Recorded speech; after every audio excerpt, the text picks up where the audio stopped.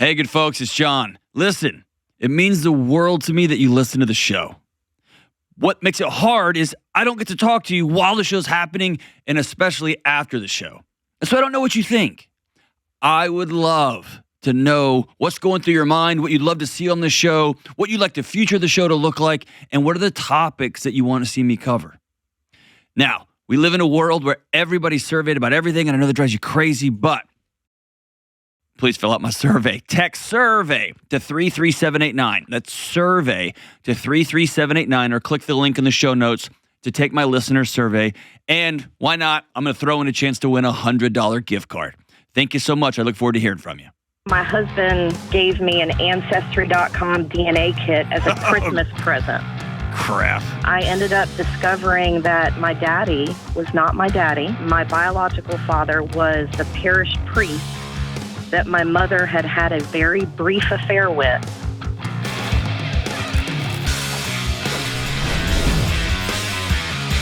Yo, yo, what's up? This is John with the Dr. John Delony Show. We're talking about your relationships, your marriages, your kids, your neighbors, whatever you got going on in your life. If you want to be on the show, give me a buzz at 1-844-693-3291. It's 1-844-693-3291, or go to johndelony.com/ask, ASK.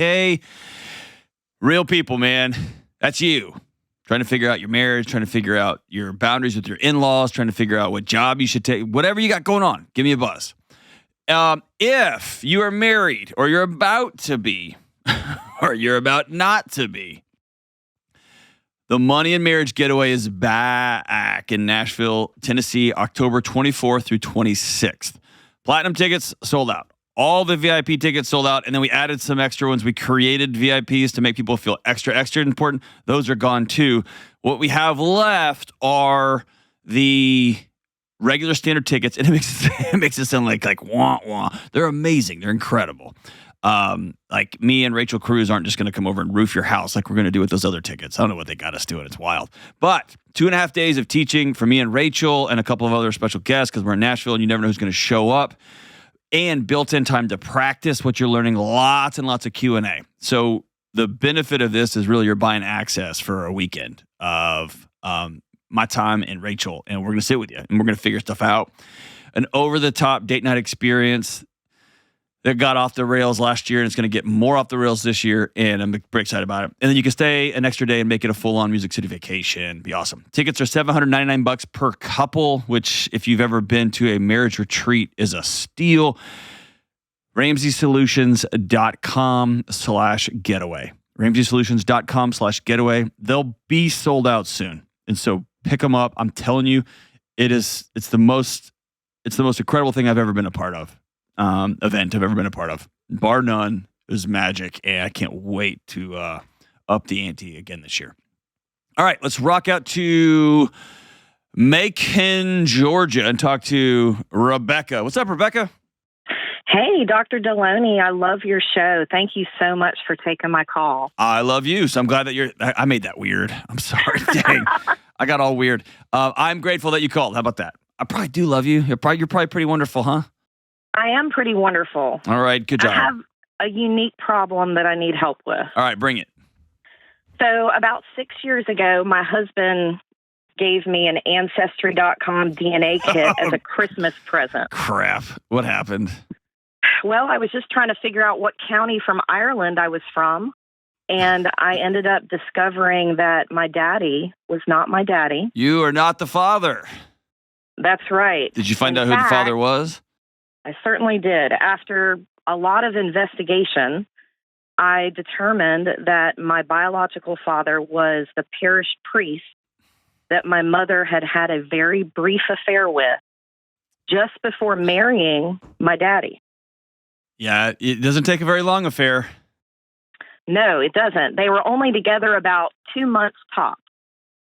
And then they decided mutually to split. And, he moved on with his life, and he, to this day, is a priest, an active priest in ministry. And he's nearing retirement. I mean, he's nearly 80 years old. My mom is in her 80s, too. Do y'all have contact? Do y'all talk? Absolutely. We talk frequently, and I've met him one time. And he's a wonderful man. And No, he's not. been No, he's very- not. No, he's not. No, he's not. No, he's not. He's Well, not. he didn't know about me until I ambushed him. So my mom never told him about me. When did you ambush him? A few years ago, so about 5 years ago. And he's only seen you one time? Yeah. And he's continued on serving people under the illusion that he's something that he is not? He is. He's Okay. still an active priest.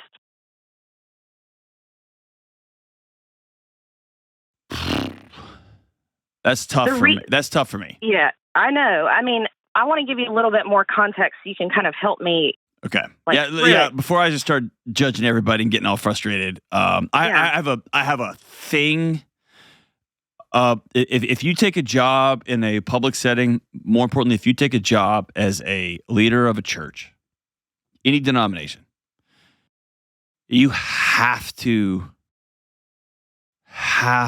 take the responsibility that people are watching you and they follow you. That's the job. And there's a ton of power in that. And if you are not honest with it, or if you abuse it, or if you, fair or not, a priest or a pastor that cheats on his spouse, violates his code of ethics, violates the things he teaches on a regular basis, or she teaches on a regular basis, it carries more weight. It's more destructive because it can take down a whole group of people. Oh yeah, right. It's very destructive. So I hold them to a higher standard, and I just get super enraged because then they do these gnarly little things where they twist it around, and somehow this has become your fault, hasn't it? Well, or your job is to protect him, right, in his image. No, I don't feel that obligation. Not to the degree that I would, if I was much younger and literally needed support from him, which I don't. I'm 44 years old. I found out about this when I was 38, and so did he. He found out about it, just 5 years ago. And when I first found out, I definitely went to a therapist, and we worked through the initial stages of it in how to contact him and setting up the meeting. And I've been through all of that, and it's been an emotional roller coaster. Now the dips and the drops are further apart, but it's starting to bubble up for me again for one particular reason. So when I was a toddler, and this big corrosive secret was like a cancer in my family, and of course I didn't know, and my parents orchestrated this cover-up. Unfortunately, one of my older brothers stumbled across this information as a teenager, and that brick was too heavy for him. And he ended up making the choice to cut ties with our family. Of course, I didn't understand or know why that was happening when I was just a little kid, but the estrangement continues to this day. And it's been, I was 11 years old the last time I saw him. The reason it's coming up now is because my 16-year-old son is getting ready to look at colleges, and he's going to be, leaving home. And like you always say, I've put some kind of GPS pin on that moment, and I equate going off to college with never seeing someone again. And so I need to figure out at this point, my husband and I want to tell our kids, this is the truth. This is a part of me. This is what we found out. But I'm very mindful about how that will affect their development and their ability to deal with it. Okay. So what I'm going to tell you is it has to be laid on a foundation of you're an extraordinary woman. Like, I can tell you've put the work in, and I could peel that back for the listener, but you've put the work in, haven't you? I absolutely have. I've been on a journey, and I'm still on the journey. But I need you to hear what I'm gonna say back to you some of the things you've said to me, and I want you to understand what you're carrying around, because I think you're right. You have a GPS pin that's going off, but it's in a different place than you think it is. Okay. Your brother did not leave because of you. Period. Your brother did not cut ties with the family because of something you did. And you've been hanging on to that your whole life. Okay? Right. Fair? Yeah, it's fair. It's like being infected with something, but not realizing what the diagnosis is until you're 38. It just feels like the people who are closest to you lied to you and built the whole house of straw on the foundation of sand. Then the water came in. Yeah, the water came in. No one could have predicted that, 40 years later, you could order a kit online for $69. That's right. And everything just unfolds. Always come out. And so I think your GPS pin is not in your son leaving. That's going to be weird. My son's going to high school, and already I just start crying. I'm driving down the road. It's so absurd. It's so absurd. I spent 20 years with dads on move-in day at a university. Dads, these big burly dudes hugging me in the hallway, crying. Ah! And I'd be like, oh my gosh, get over yourself. Another thought of my son being in high school, I get it. Part of that transition is going to be natural. You're looking at colleges, like your son's about to go away, right? I mean, and he's not going to go away forever, but he's about to transition. I think your GPS pin is, oh crap, I'm repeating this cycle because I'm keeping secrets too. Yes, that is my main concern. I don't want to pass this brick on to the third generation. Yes, but listen, you are. I'm going to go back to something I said earlier, and I want you to metabolize this over the next few weeks. You are still trying to figure out how you can make this all okay. Mm.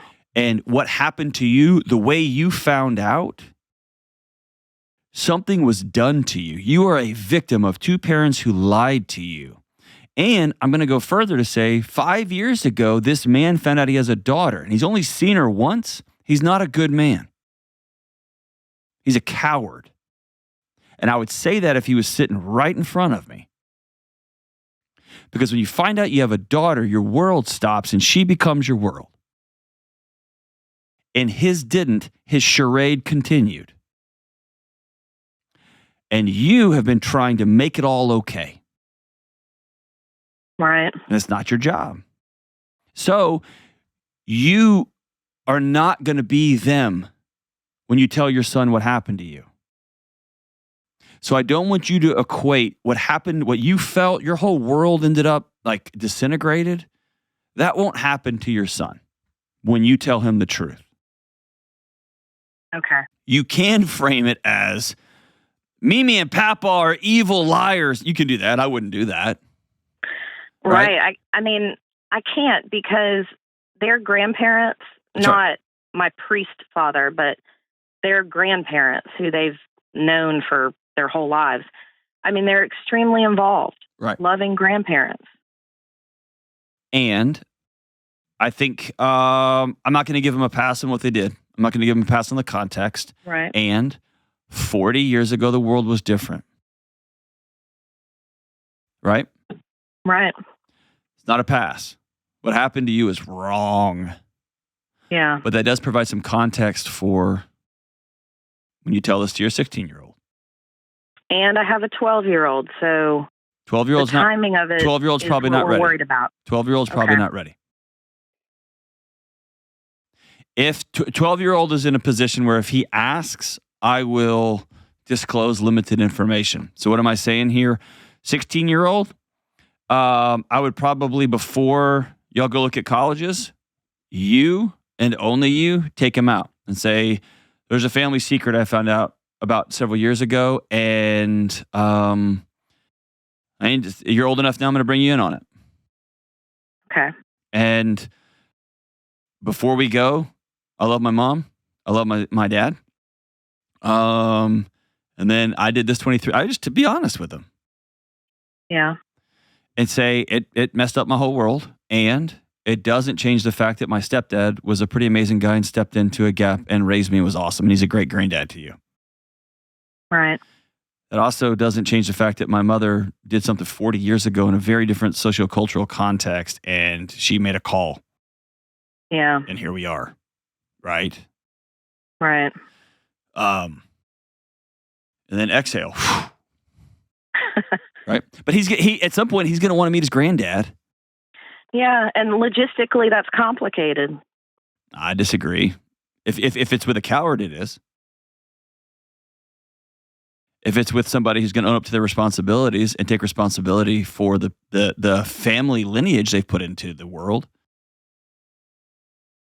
Yeah. It's not. I mean, I do want to make it clear that based on, his letters and calls and texts to me, he cares for them, but, from afar.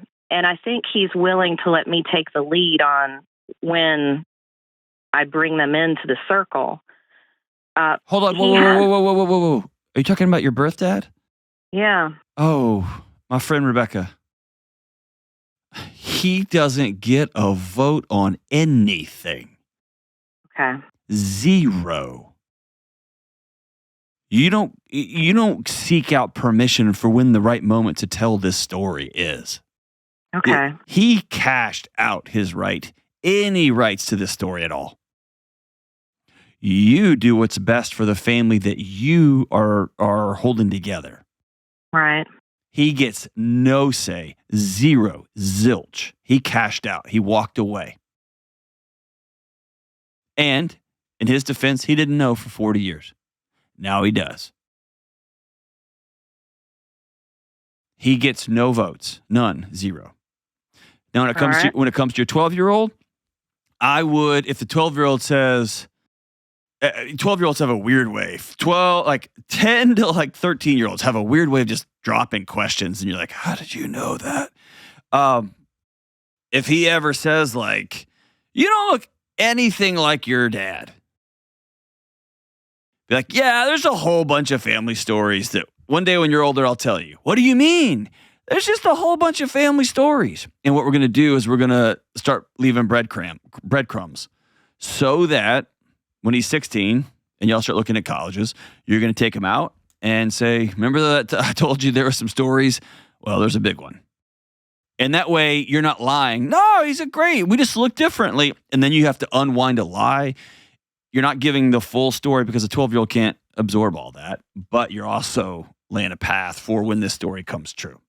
And if he ever point blanks you, hey, I don't think stepdad is your actual dad. Well, yeah, you're right. Things were very, very different, but he's the man who raised me and he's the man who showed up. So I call him dad. And then we'll go from there when that day happens. It probably won't happen like that, but just in case your 16-year-old gets home and just starts spilling the beans, you may have to have a conversation earlier. What you don't want to do to your kids is the same thing that happened to you. You found out your dad wasn't your dad. You found out that the man who is your dad was in the dark for a long time.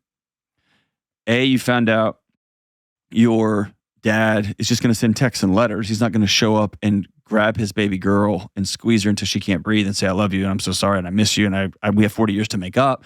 I'm just going to text you. But underneath all that is two parents who for 40 years lied to you. And what you're not going to do is repeat that same cycle to your kids. You're not going to lie to your kids. And not lying to your kids doesn't mean telling your kids everything because they can't hold it all. I'm so sorry. Your job is not to hold these secrets in. Your job is not to protect this guy. Your job is to honor your kids and to honor you and your family. And I'm sorry this was done to you, and I'm sorry this is continuing in this way. Where the thought it would even occur to you that this stranger who's dropped into your life suddenly gets to speak into how you parent your kids and what comes next. It's a heavy, heavy switch. I'm so sorry. Keep doing the hard work. You're an impressive, brave woman, as strong as they get. And it was an honor talking to you. We'll be right back. This episode is sponsored by BetterHelp. Be honest. How often do you find yourself pausing in the middle of a day and it feels like there is so much going on? And you find yourself wondering, what would I do with just a spare hour or 30 minutes? Can you even imagine? And it's in these moments that we often realize we're living someone else's life. Everyone else's schedules, priorities, and emergencies are driving our lives, and we can't keep carrying this load for everyone and everything. And it's in these moments when it feels like too much or when you need some help parsing through all the chaos that talking to a professional therapist can be a game changer. Therapy can be a place to work through the challenges you have with boundaries, time, commitments, and your own self-worth. And that can be in relationships with your friends, people at work, your significant other, or even how you can make and keep commitments with yourself. For figuring out what even makes you happy anymore and how to go make it happen. And if you're thinking of starting therapy, try BetterHelp. Because therapy isn't just for people who've experienced trauma, it's great for building skills so you can be the best version of yourself. BetterHelp is completely online, so it's flexible enough to fit your schedule. Just fill out a short questionnaire to get matched with a licensed therapist, and you can switch therapists at any time for no extra cost. Learn to make time for what makes you happy with BetterHelp. Visit BetterHelp.com/Delony today to get 10% off your first month. That's BetterHelp, HELP.com/Delony. All right, let's go out to Jackie in Portland. Hey, Jackie, what up? Hi, John. How are you? Doing great. How are you? Hanging in there. A little nervous. I'm nervous too, because I'm not very good at this. What's up? So my question is, how do I bond with my husband about my culture while we are empty nesters? Tell me more. So we've been together about 30 years this year, and he really has not been involved with my African culture. I didn't really realize until I had kids how important it was to me. Tell me about your culture. So I was born originally in West Africa, and like in Ghana, over in that area. Yes. Oh, yeah. very, very cool. Okay. Yeah, and then I have some strange family connections there. We can talk offline about. That's very cool. Yeah. Well, when I came to America and started going to American school, I was teased, and so I did everything. I was told I wasn't American, so I did everything I could to just get rid of my culture and just not claim it while going to school. So fast forward, after I got together with my husband, I didn't really talk much about it, didn't really do anything, except for when I took him home to meet my parents, and my mother, fed him and was like, "What are you going to feed this white man?" So it was. How was that? Was that incredible? It was, because he is very, very American. He's super, super white. Yes. How did he handle it? Was it a good trip? Was it fun? It was. No, he didn't go to Ghana. I took him in America. No, my husband has never stepped foot in Ghana. Okay, why won't he go home with you? He says it's too hot. That's bullcrap on a stick no with Diet a pony. Pepsi. And there's no Diet Pepsi? Oh, so good gosh. That's so dumb. That's so dumb. That's about as an American excuse as you can get. It's too hot and I don't get my diet soda. Have your kids gone back? So I brought my son as an adult. It's really expensive. Mm-hmm. And so I brought my son. We recently went last year as a family. My son, my mother, my brother, because my grandmother had passed away. And so we went there, and my son, my kids are adults. And so they finally got to see it for the first time. I hadn't been there in 30 years because the last time I was there, I was brutally raped by a doctor. So it was very hard for me to go back. Yeah, I'm so sorry. But after going back there last year, I felt a connection with my people, my family. It was just so great to be back and see everybody. And so I've just, I realized that that's something that I've really been missing in my life. Yeah, you as much as we don't want to, when you bury a part of your culture, when you bury a part of yourself, the movements and the voices and the faces and the activities and the celebrations and the grieving, all of these things woven together. If you bury part of that in order to keep the peace in whatever environment you found yourself, it grows, right? Fester is probably too dramatic of a word, but it festers under there. You never feel peace because you're not ever fully you. Yes. Right? Yes. Whew. And I would, if we were sitting down one-on-one and we had a couple of hours, I would draw this from you, but I'll just put it out on the table. Is there a part of you that feels like after 30 years, your husband still doesn't fully love the real you, or doesn't fully love the woman he's married to? Yes, I have felt that. Have you said that? I have not said that in those exact words, no. Okay. I think you've done 30 years plus the years you were dropped in the middle of a foreign country and a foreign culture, and you were mocked and made fun of and said you weren't enough and you weren't like people. I think you've buried yourself long enough. And you're changing the dynamic in that marriage. And I think the challenge for you is you're going to get one set of voices that says, he sucks, he just needs to get over it. That's a heavy light switch to flip in the middle of a 30-year marriage, right? Right. And on the other side, you're going to get voices that say, oh, no, you live in America now. And that's bullcrap too. This is part of your life. This is part of you.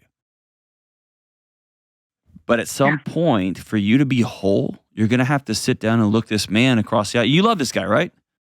Yes, wholeheartedly. And he doesn't want to go visit your home because he misses his Diet Pepsi, but is he a pretty good guy? Good dad? He is. Okay. He is a good guy. Yeah. Okay.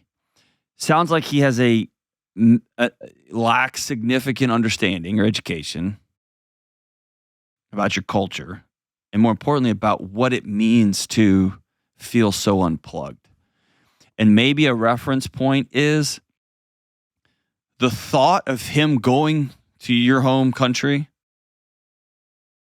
that feeling he gets, that anxiousness that I ain't doing that. Tell him that's what I felt every day for the last 40 years. And I've stayed here for you. And I want you to know all of me. And also, if I can just speak frankly, I would not want to go back and revisit the scene where somebody brutally assaulted my wife. And so maybe there's something bigger than just the cultural context here. Maybe there's the violence, somebody hurt my wife, I don't know the rules. And so I think I'm always want to be compassionate about, I'm going to teach you. But as a part of us moving forward, I need you to know and love all of me. And here's what this looks like. And then that's really vulnerable for you. I know, because he can look at you and say, I'm not going. I will never go.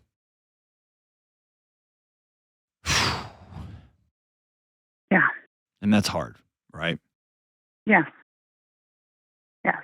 Because I've seen and been around other couples, whose American spouses embrace their wife's culture and have taken their young kids and have, they did the food and the music and everything, and mine doesn't do that.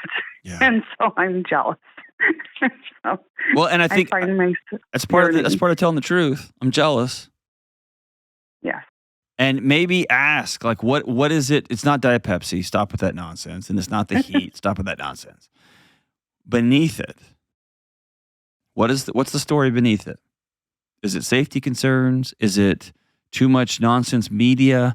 Is it, I honestly don't know the rules. I'm scared to be in a place where I don't know the language. Like, what is it? Let's address those core fears.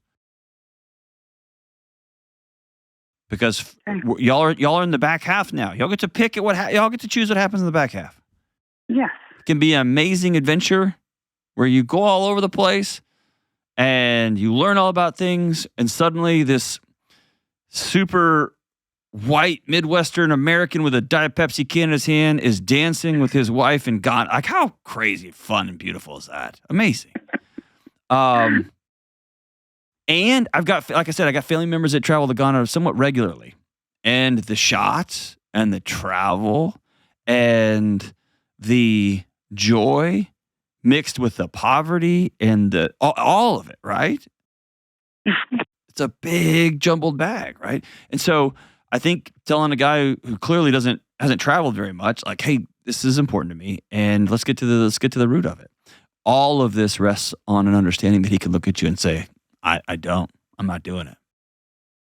And then you're going to have to decide, am I going to make a life where part of my life is I'm going to do this by myself, but this is going to be part of me because it is part of me. And my kids, and we're going to make a regular pilgrimage every year is what we're going to do. It's going to be a part of us. Or are you going to put a lock on that box and bury it forever? I think that's the question you're going to have to ask for yourself. And my deepest hope is that he does this with you. Me too. He would have fun. I know he would. I know he would.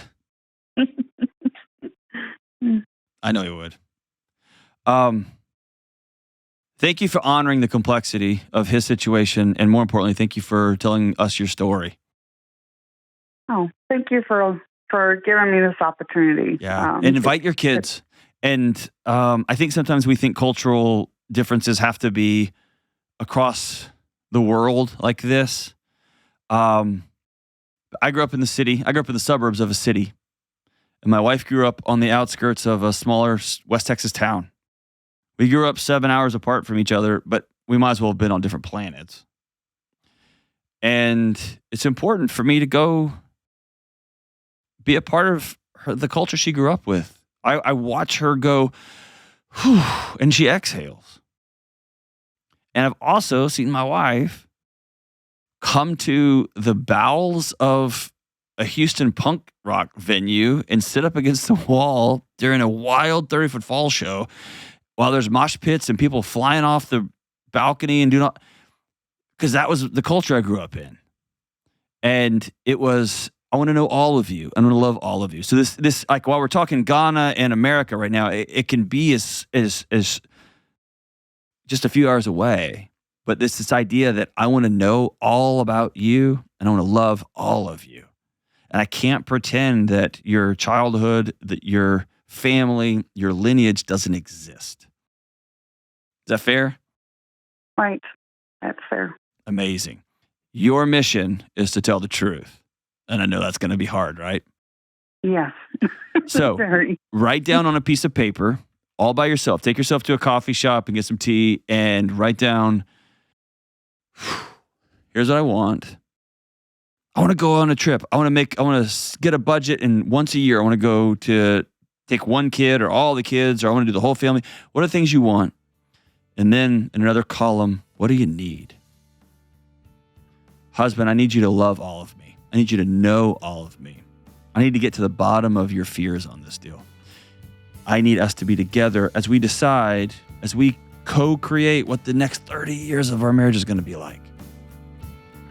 Because I don't want to get to the end and think, man, I wish my kids had gotten to know their family members or their cousins or the things that make them who they are. Phew. You're awesome, Jackie. Thank you so much for the call. And to the husbands out there, just go. Just go. Go scared. Go freaked out. Just go. Almost always incredible. We'll be right back. I have to admit it. I am a complete and utter fanboy, telling everyone who will listen about my love for Organifi. Organifi is an extraordinary company who have created the best powders and potions and gummies on the planet. I bought Organifi with my own money after several of my super smart, health-conscious beefcake friends kept ranting and raving, telling me how great they were. And now I take them every single day. My wife and kids are in on it, and they are an essential part of our wellness routine. As you've heard me talk on this show, I take a number of supplements every day, depending on what I'm trying to accomplish, and Organifi has helped me reduce the number of supplements I take in total by bringing some of these things together. I was recently on a backcountry hunt in the Lincoln National Forest, and here I was passing out travel packs of green and red juice to my exhausted, depleted friends and family members. I always have it with me. Here's the deal. Organifi makes everything easy because it's a powder that you mix with water, and they also have some capsule supplements as well. And then you're off to the races, off to better digestive health, and off to deep sleep. And like I said, now I take Organifi every day, and some of my go-tos are the green juice and the red juice. The green juice levels me out and gives me critical micros that I need, and the red juice gets me ready to go get the day without mainlining caffeine. I also love the Pure and Gold drinks, the Shilajit gummies, and I just received the new sleep formulation that I can't wait to start using. Organifi is hooking up our show listener gang with 20% off all Organifi products, even the kids line. Go to Organifi.com/Delony or use promo code Delony at checkout.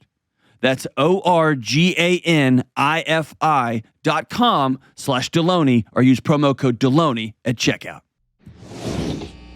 All right, we're back. Let's go to Denver, Colorado, and we have a couple on the line. Kaitlyn, are you there? I am. Thanks so much for having me. You got it. So I'm going to bring in your husband, fiance. Who is it? Fiance, yes. Fiance. All right, I'm going to bring in your fiance, Rob. Rob, you there? Yes, I'm here. How you doing? All right, what's up, homie? All right, so I got Rob and Kaitlyn. Y'all both on? Yes, we are. Yeah. Awesome. Well, thanks for calling in. How can I help? Let's go. Kaitlyn, you go first, and then Rob, you respond. I like to make it as dramatic as possible. Perfect. So my fiance and I are both parents to children from previous marriages. We both have primary custody of our children. So we have a full house and are working through all of the craziness that comes with a blended family. So his son is 6 and my children are 5 and 2. And so the reason that we're calling today is that his son has had some significant behavioral issues predating our relationship, but the growing risk is becoming more prominent as time passes and our kids spend more time together. Just for an example, a couple of weeks ago, all in the same week, his son had hit the babysitter's daughter, got in trouble for physically bullying 2 kids at school, and then even made a death threat toward another student. And at home, he's just disrespectful, doesn't listen, and will lie and try to manipulate us. And while he hasn't physically seriously harmed my kids in the past, there have been instances of hitting or kicking and verbally just being not nice to them pretty regularly. So our question is, I guess my question, while I commend my fiance's efforts to correct and frankly figure out what the issues are, can I or should I continue to subject my children to the reputational, emotional, and physical risk that we see in his son? I've got a pretty firm answer on that, but Rob, hop in here. Yeah, I'm here. Yeah, tell me. So Kaitlyn, I don't want to say put her version on, but like told me the story. Fill in the gaps for me. So everything that she said is valid. We have been working with my son. I mean, I've been working with my son since he was born. He has a very when me and his mother got divorced, the family home situation for him obviously was torn to pieces, and so until he was 5, he would go back and forth every 3 months from my house to his mother's house. And so he was getting a lot of parallel parenting due to animosity between the two of us. What's parallel parenting? So like, you know how, there's co-parenting where you work together, and then parallel parenting is when we can't, there's no communication. Oftentimes it's the complete opposite of what I would do is what she would do. For example, his bedtime there is at midnight, and they don't have dinner. They only snack until midnight. And here, bedtime's 8:30, and we eat dinner, and then we go to, and then that's it. I have on my notes here. Let me see. So, that he drowned a pet. Tell me about that. Oh, so both of the boys were down. We have livestock, and both of the boys were down at the barn, and we have turkeys, and so they had. I don't know. We don't know for sure whose idea it was, but they were like, well, let's see if they can swim, because the turkeys are, they take well to the kids and they're very social animals. And so someone, we weren't there physically, but someone had put one of the turkeys in water and it drowned and died. And then that one was pulled out, and then someone was holding the second turkey. And then, when I walked outside to call them in, and the barn is pretty far from the house. So I called them in, and I guess whoever was holding the last bird dropped the bird into the water and then left, and both of them died. Now there was a lot of remorse there for that. I mean, both of the boys cried a lot, and they understood the loss of life, and they were really disappointed because they spent every day playing with the turkeys. So that's that backstory. What diagnostics does your son have? Surely you're working with a professional. Yes. Yeah, so his pediatrician said that. He said that he does have severe case of ADHD, which I grew up with that as well, and I still have that. Wait, you said your pediatrician. Have you sat down and got a psych eval for this kid? So our psych evals for kids in the greater Colorado or greater Denver area, including Colorado Springs, are 5 to 8 months on a wait list. So even with a referral, we have been unable to get him in to a licensed psychiatrist or psychologist. And I've called, Kaitlyn could attest to this. I've called at least, since we've been trying to get him in, I've called well over 20, and I'm on the wait list for at least 6. Even with the violent outbursts? Yes. They still will not, they won't prioritize or anything. I've tried, and I've told them the full story. Just school referral? And even with school referral, I have letters from his school that I share with his pediatrician.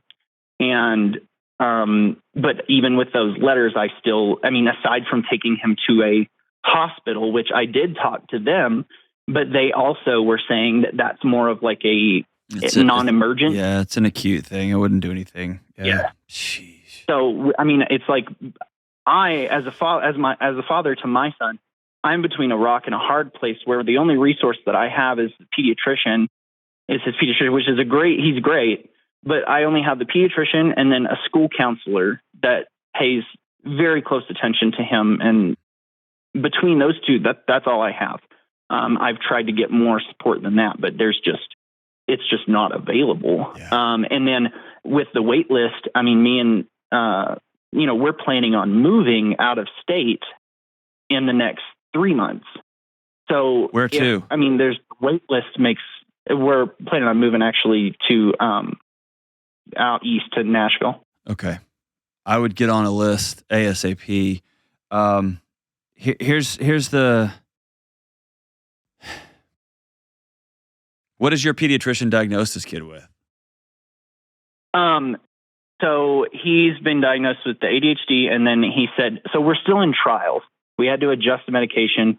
We tried sertraline because there was a lot of depression and like self-harm in there. Kid 6? Yes.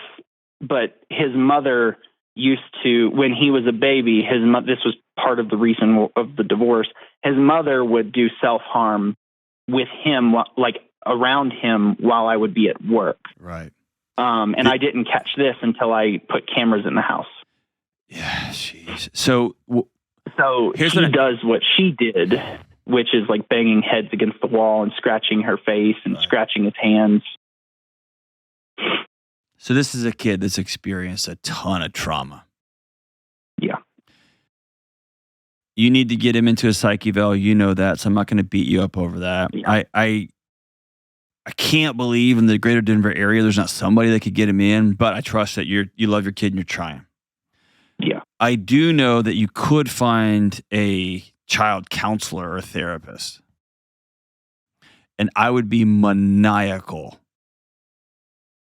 because that child all the things you're telling me suggest that kid has seen some things that this may not be the format for you to talk about all of it, or there may be some things that you don't know, but that kid has seen darkness. Fair? Fair. Okay. The trajectory of this kid is very unsettling. Yeah. And it's very concerning. It is. And the challenge is his body knows one way to get what it's craving, and that is stability and connection. And it knows one way to do that. And any sort of disruption to that pattern results in these violent outbursts, and they're escalating. And I always want to look at trend lines here. And as you're talking and talking and talking and talking, shoo, this kid has been through hell. That's not why y'all called. You know that stuff. I want to encourage you, somebody, somewhere, because this kid needs to sit with a play therapist in a major, major way. And if you're moving in the next few months, I would get on the wait list ASAP. ASAP. And the second part is you can't have other children 5 and 2 in the house in this situation that aren't siblings. You just can't. Because what they're going to do is they're going to absorb that, both you and your fiance's angst, that challenge, plus the attention that goes to this kid, plus the not feeling safe in their own home. A home for a child has to be the place that is ollie oxen free, like home base where they can go touch and say, I'm here. Their home is not that. They have an unsafe other kid here. And I know that's hard to hear, man, but I couldn't in good conscience tell you, yeah, you just keep working on it, but I can't, man. It's an unsafe place for that 5 and 2-year-old. And if he's punching kids inside of his own home, sometimes kids act out of context. They'll be really aggressive, at school. They'll be really aggressive here. This is just expanding, and especially in his home. But yeah, that would be my recommendation, man. My number one recommendation would be you got to get with a child counselor ASAP. If you can't get with a psychiatrist, I get it, but man, got to get with a child counselor ASAP. Okay. And yeah, I would not feel safe about leaving a 5-year-old and a 2-year-old in this situation. Which I know has all sorts of, y'all got plans, y'all want to move, y'all want to do all this stuff. I get all that. This kid needs some stability in a major, major way. So another layer to this that we had just talked about and would like your insight on is, and I hear you loud and clear, and it's obviously why I wrote in. But in the instance, just in make-believe land, where we are all a biologically tied together family. What does that mean? How would that reaction change? What's a biologically? Oh, if y'all were we're all the same parents to the same 3 children. I mean, it's if I've got a 6-year-old who's experienced severe trauma in isolation of the other 2. So that's what makes this challenging. Is normally it's not just one kid that's experienced this in a family system, right? So. But hypothetically speaking, I have to do what I have to do to protect my kids.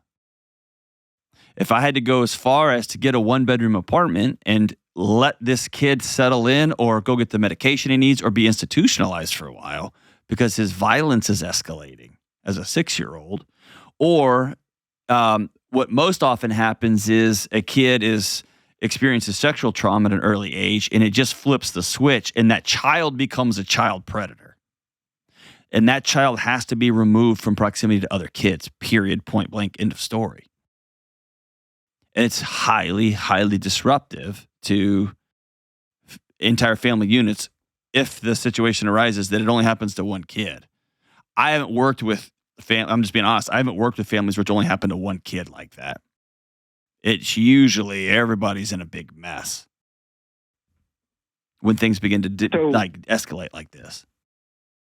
So with the recommendation of, or is it basically the recommendation to split the family, or is it like how would we navigate something like that? Like it's because we don't have. It's not like we have it's not like we have our parents down the road, or it's not like we really have any, not necessarily easy, but any real efficient way to do that. None of what's happening is going to be efficient.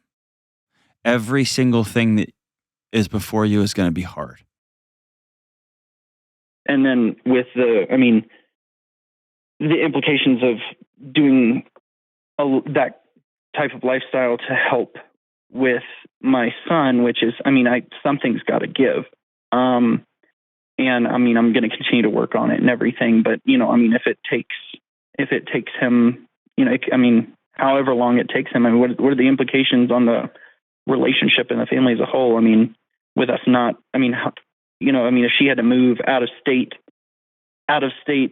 to go with her parents or something. Hold on. Well, number one, let's get everything in the right order, because everything's getting all jumbled together. Okay. Number one, y'all aren't married. Yeah. Okay. So y'all are living together, and you've put all these kids in a box together. But you have your romantic relationship, which I could almost guarantee you is strained to some degree. Y'all would be supernatural. Maybe y'all are. It would be supernatural if it wasn't strained. And then on the other hand, I have a little boy who with every breath he takes is screaming, "Somebody save me," because I can't. And then I've got a 5-year-old and a 2-year-old who are just wide-eyed, not knowing where the next scary thing is going to come from. All of these are in one big box with their separate issues. And if you try to say, well, what about if I do this, then she has to move in with mom. And then if she decides as your girlfriend, I don't have enough money to move to Nashville, well, that's an issue that y'all need to decide about your romantic relationship. Your priority, Rob, and Kaitlyn, I'll tell you this, I'd love to see y'all get married and these family come together and all the kids get all the help they need and everything be wonderful. I'd love that. Rob's number one priority right now is his son, period, end of story. And Rob, I know that is devastating. It's exhausting. It's financially maddening. It's unfathomably expensive. You also have the trauma that his mom and whoever she paraded through the house helped create it. Like all of that, I get it. But it is. This is me just loving you enough to say, here's reality. And Kaitlyn, your number one priority are the 5-year-old and the 2-year-old, your 2 little baby kids. They have to be safe. They have to have as Becky Kennedy says, a sturdy, safe mom before y'all decide to blend families. And it almost feels like there's this, like, oh, you're drowning and I'm drowning. If we lock arms together, maybe we can float. And that's not how this is going to play. It won't play out well. I talk too much and y'all got real quiet. So what are y'all thinking? So I know that none of this is nothing that we haven't been thinking, nothing that we haven't considered. It's just hard, I think, to accept it, just because we did both individually fight so hard for our children, and obviously we'll continue to fight for our children and make them our number one priorities. We were just hoping to be able to do that together in the long run. I get that. And I don't think that's out of the question. I really don't. So with that being said, with you saying you don't think it's out of the question, I mean, could you elaborate on that? I mean, I don't know. How long have y'all been together? I don't really know how to go from here. 2 years. Yeah, probably 2 years now. How long have y'all lived together? A year. Well, probably about 12 months. Okay. And how long has your son, 6-year-old, not seen bio mom? He goes for the major holidays. He's scheduled to go visit his bio mom in about 2 weeks, and he'll be there for roughly 8 days. Does his behavior, all of his trips. Does his behavior begin to escalate in the weeks leading up to, and especially on the way back? Yes, leading up to and on the way back. Yes, this school and at home, everyone has reported that there's a pretty significant impact on his behavior. All right, so I need you as dad to hear that. Behavior is a language. You got a 6-year-old body saying, please don't do this to me. And at some point that may mean you got to go back to court and get full custody of this kid. I have full custody, but okay. I would have to somehow she would have to have supervised visitation or something like that. I mean, she already has, very minimal. Then why do you put this little boy back in an unsafe situation? Yeah. The legal hoops to jump through on that are a lot. And I'm not saying that's not something that I should do. I know, but I do. Just look at what this little 6-year-old body's trying to tell you. Yeah. And at some point he's going to circle around and say, Dad, you saw these videos. You knew some of the stories. The child counselor told you the rest. Why'd you keep putting me back in there, man? Yeah. And that same conversations with Kaitlyn and her 5 and 2-year-old. Mom, why'd you put us in this? So at the end of the day, let's look at it this way. Relationally, y'all are really struggling. Y'all want it to work, and I want it to work for you.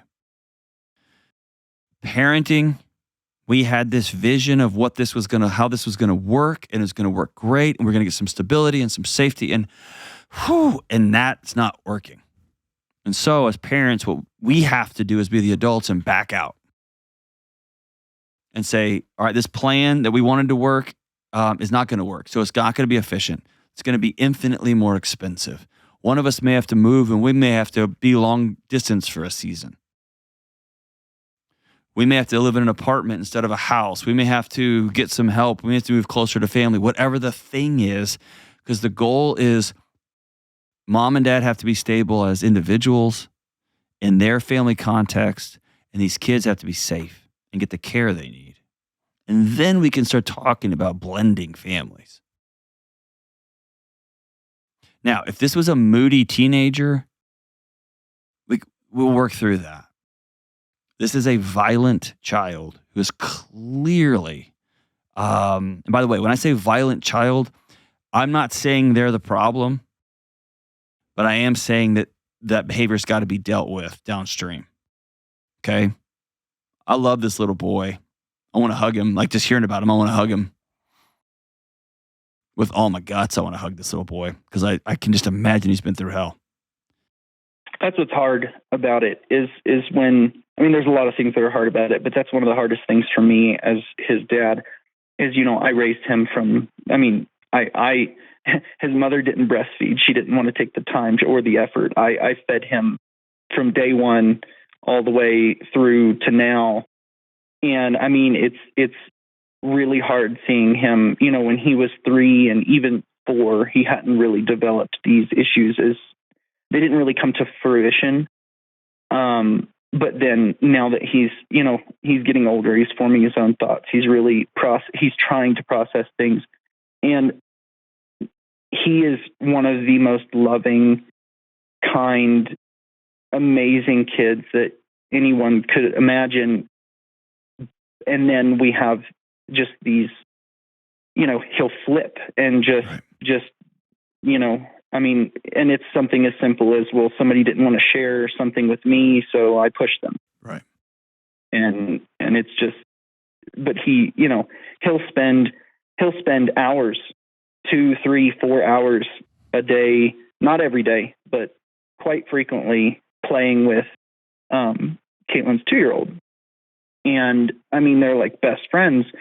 And then, the next day or even later that evening, he'll be like, "Ooh, gross, a baby."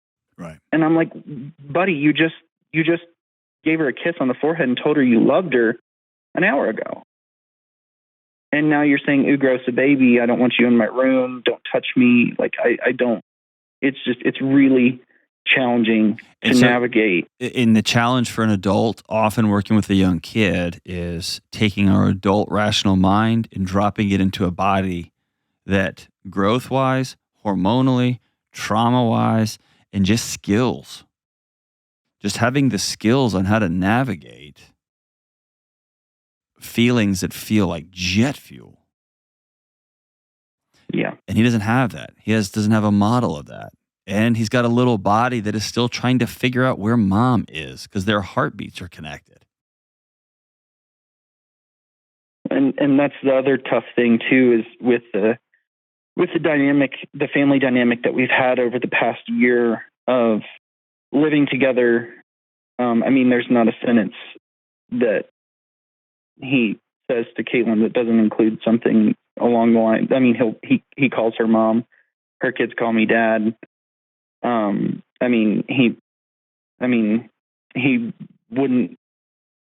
won't leave for the bus without trying to get a kiss or a hug or something. And I mean, like last night, me and him spent the night or the evening, because the kids and mom were in town, and we spent the evening cleaning, and he was just excited about how happy she was going to be when she got home and saw the house clean. And it's just, there's the logical understanding of like, okay, well, if, given his current state, the logical thing would be to, separate him from, or separate basically. But then also I'm worried about the emotional impacts, not only on him, but her kids as well. And listen, all of I get that, totally get that. And there's no question it'll be disruptive. No question about that. But what we're not dealing with in this particular moment, what we're not dealing with is impact, emotional feelings. We're dealing with safety. And safety has to trump. It has to come over the top. And if we see escalating behaviors and unsafe behaviors, and suddenly he's went from shoving a kid to closed fist, hitting a kid, went from accidentally drowning an animal to, I'm just going to drop the other one in there and see what happens. Of course, there's remorse on the other side. I don't think he's a sociopath. But I think that the impact mom has had on his life, his bio mom, and her demons, and her handing those demons over to her son, literally. I think he needs some professional intervention ASAP. This may be as simple as, I don't say as simple as, this one will be tough. But it may be as straightforward as him sitting with a child play therapist and learning some skills. Sitting with an occupational therapist and sitting with some professionals who can teach him some skills, teach you some skills. You doing the hard thing about the legal matters, he doesn't need to be around mom anymore. If mom is not safe, if mom's home is not safe, if the men that mom brings into the home are not safe, the baby doesn't need to be there anymore. Or 6-year-old doesn't need to be there anymore, period. There may be a season of separation. And there may be some more angst on the heels of that. We're dealing with safety here, not feelings and emotions. Safety. Once he begins to learn safety, we don't hit other people. We don't assault other people. We don't hurt animals. We don't respond to our lack of power with violence. Now we're going to talk about what does it look like to blend a family. A family that's experienced trauma, a family that's experienced loss, a family that's experienced all those things. Guys, and I know, listen, I'd hug you both if you were here. I know this is hard.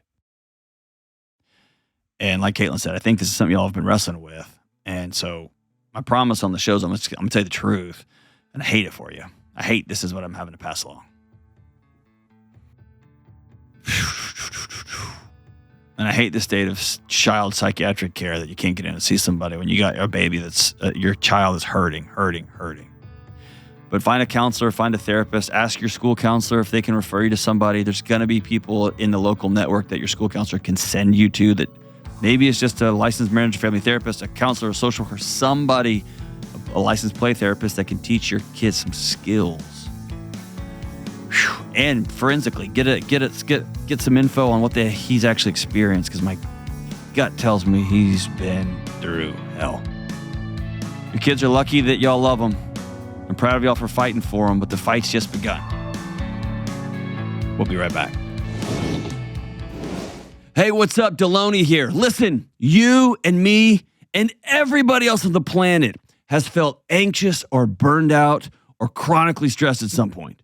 In my new book, Building a Non-Anxious Life, you'll learn the 6 daily choices that you can make to get rid of your anxious feelings and be able to better respond to whatever life throws at you, so you can build a more peaceful, non-anxious life. Get your copy today at johndelony.com. All right, we're back. Kelly, social media, what did I do this time? All right. Remember this, facts are your friends. Let your emotions inform you, but don't let them rule you. There are only 2 things in this world that you can control: your thoughts and your actions. Know the facts, feel your feelings, then go and make the best decision from there. It's probably pretty self-explanatory, right?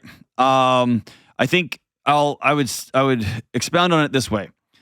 The world has given us 2 paths. Either all you are is your feelings, and however you feel is the most important thing. And so if somebody makes you feel sad, they need to quit. And then if somebody's idea makes you feel hurt or sad or less than, well, that idea is bad. It's got to be ended. We got to get rid of that idea. We have a culture led by feelings. The other path we're given is feelings are for suckers. Just suck it up, snap it to a Slim Jim, crush them, kill them. And that's dumb too. That's like duct taping over your car gauges, because gas lights are for wimps. Let's just drive. And then your car runs out of gas. Nice going, macho, right? So I guess that for me is proposing a new third way, which is, dude, feelings are real. And if you wake up and you feel like your wife just dissed you, that's a real feeling. It's a real thing. You're not a coward or a wimp. What happens next defines character. So, did she really? Or is she just racing to go to the bathroom? When you got up this morning and your wife didn't make the coffee like she usually does, is she really going to leave you? Is it because she's cheating on you? Is it because she hates you? Is she trying to show you up? Or maybe, dude, she was up all night with the rocket diarrheas, and coffee's the last thing on her mind, right? And vice versa. Did he leave the towel on the floor because he hates you and he's inconsiderate, he never thinks about anybody other than... Or maybe he's so stressed out at work and you see what I'm saying? Feelings are important. Whew. Thoughts are important. I get to choose which story I make up. And then, most importantly, what am I going to do next? Am I going to move forward with compassion? Am I going to act like a baby? What am I going to do next? Take the new third way, which is feel my feelings and then make the next right choice. I like that. Ta-da! Good job, social media. Way to go, John. Thanks, Kelly. I do that, by the way.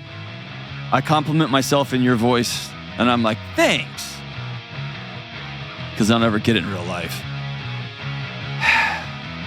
Love you guys. Stay in school. Don't do drugs. Bye.